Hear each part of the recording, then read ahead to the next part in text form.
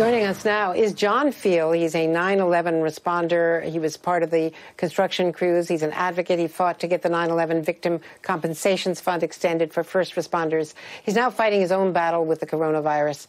John, it's good to see you. We last interviewed you with Jon Stewart when the legislation was finally reaching its passage and before. How are you feeling, first of all?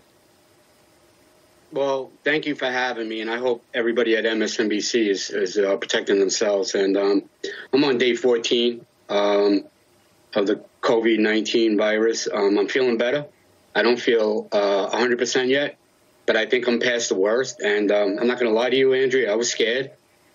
This virus with pneumonia kicked my butt, and nothing really scares me. But this virus doesn't discriminate. I don't care if you're a Republican or a Democrat, black or white, tall, short, skinny, fat. You know, you got to heed the advice of the experts. You know, those 8 states that don't have the social distancing, that's like adding a penis section in the public pool. We're eventually going to get ourselves sick again. And, I went through this. I don't want to go through it again. So I hope everybody takes this serious. Just bunker down for the next month and pray for the best. And those who are affected and those who are sick and those who have died, I pray for everybody and their families.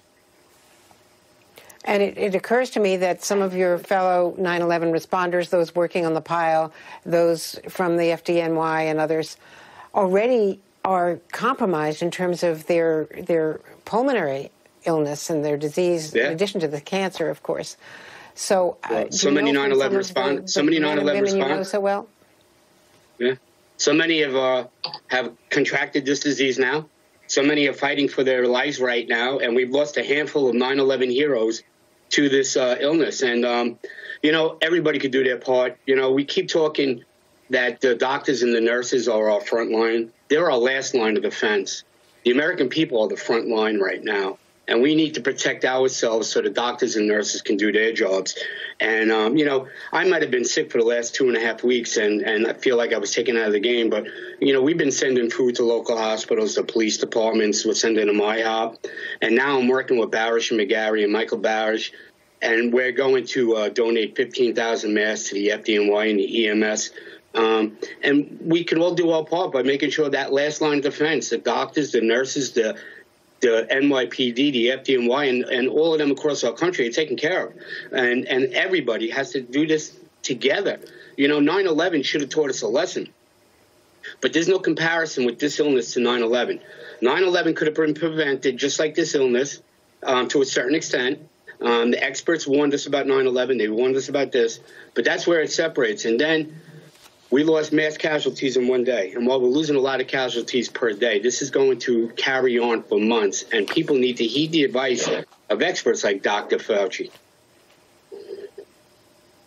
Well, I know how tough you are. You faced down all those politicians on Capitol Hill, and you fought for your fellow 9/11 victims. And now to see you sick, it's very, very touching for all of us who've admired you for so long. For all you're doing, we thank you. We just hope you have a continuing recovery, because you are just a textbook case of New York tough. Exactly what Andy Cuomo just said. New York tough means tough and compassionate and loving. And all elected officials, Republican or a Democrat, need to come together and put politics aside for the best of the American people.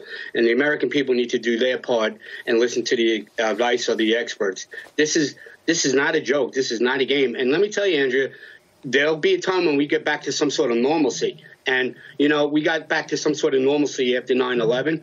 But our normalcy will again change, and will never be the same again after this. But I pray, in the time that we've all had our resolve tested, that we take time to understand what's important and what we need to do to better ourselves as a society and prepare ourselves for the next time, because there's always going to be a next time. This country will always face a next time, and it's how you respond, not react, is going to depend on how history judges us. Tom Feal, thank you so much. That will be our last word for today. And Ari Melber takes over after this quick break. Thank you for being with us.